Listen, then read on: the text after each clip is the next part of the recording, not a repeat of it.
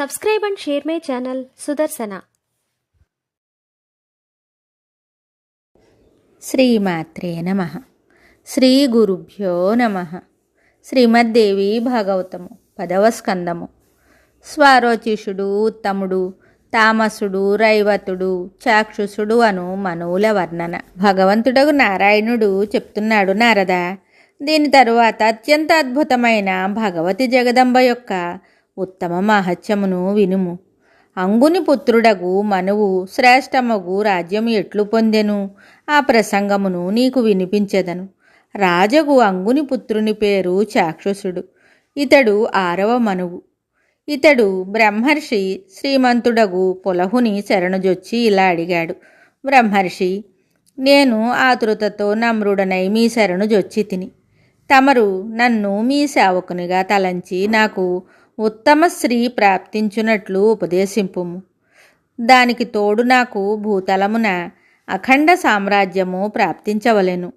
నా భుజములయందు ఎదురులేని బలము ఉండవలేను. అస్త్రశస్త్ర ప్రయోగములలో సంపూర్ణ నిపుణత కలగవలెను.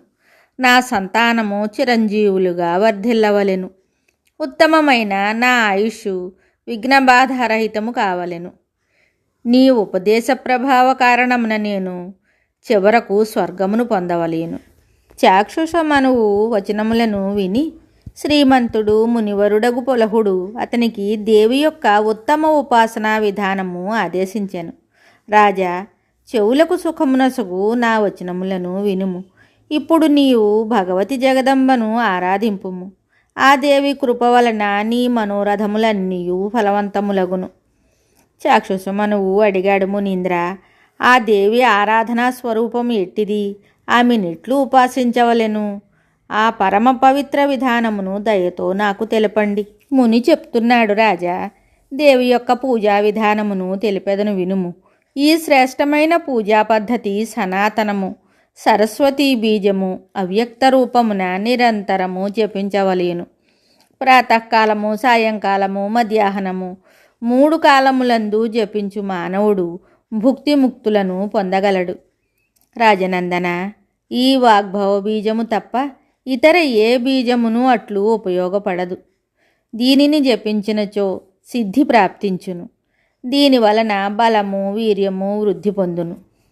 సకల దేవతలకు ఈ జప ప్రభావముననే శక్తి ప్రాప్తించును.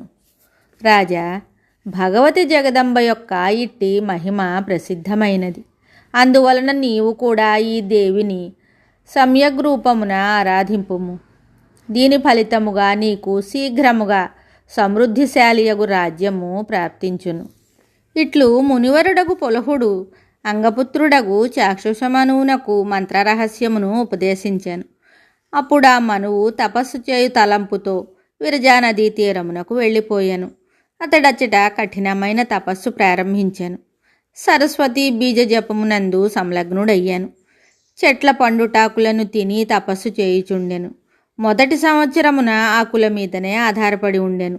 2వ సంవత్సరము జలపానము, 3వ సంవత్సరము గాలియే అతనికి ఆహారం అయ్యాను. చలించని స్థాణువు వలె అతని శరీర పరిస్థితి ఉండెను. నిరాహారుడై 12 సంవత్సరములు అతడు వాగ్భవ బీజమును నిత్యము జపించుచుండెను.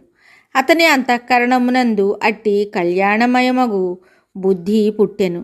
దేవి యొక్క శ్రేష్ఠ మంత్రమును జపించుటయే జీవన సర్వస్వమని అతడు భావించెను. అందువలన పరమేశ్వరి జగదంబ అతనికి సాక్షాత్తు తన దర్శన భాగ్యమును కలుగజేశాను.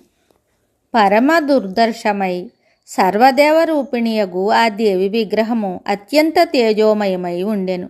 ఆమె ప్రసన్నురాలై అంగుని కుమారుడగు చాక్షుష మనువుతో చక్కని మాటలను ఇట్లు చెప్పాను. రాజా, నేను నీకు ఉత్తమ వరములను ఇచ్చుటకు ఇక్కడకు వచ్చి తిని. నీవు బాగుగా ఆలోచించి నాకు తెలుపుము. నేను నీ తపస్సు చేత సంతుష్టురాలునైతిని. నీ మనోరథమును సఫలమనరించెదను. చాక్షుష మనువు అడిగాడు, దేవదేవేశ్వరి, దేవతలచే పూజింపబడు దేవి, నీవు అందరి అందును నివసించు అంతర్యామి స్వరూపిణివి. నేను కోరెడి వరములు నీవు చక్కగా ఎరుగుదువు. అయినప్పటికీ దేవి, నా సౌభాగ్యవశమున నీ దర్శనము నాకు కలిగెను. మన్వంతర రాజ్యమును నాకు దయతో ప్రసాదింపుమని నిన్ను వేడుకుంటున్నాను. శ్రీదేవి చెప్తోంది, రాజేంద్ర, నేను నీకు మన్వంతర రాజ్యమును ఇచ్చివేసి తిని. ఇదే కాక మహాపరాక్రమవంతులు గుణవంతులగు అనేక పుత్రులను నీవు పొందుదువు. నీకు సంక్రమించు రాజ్యము నిష్కంటకమగును. చివరకు నీవు నా ధామమును చేరుకుందువు. ఇది నిశ్చితము.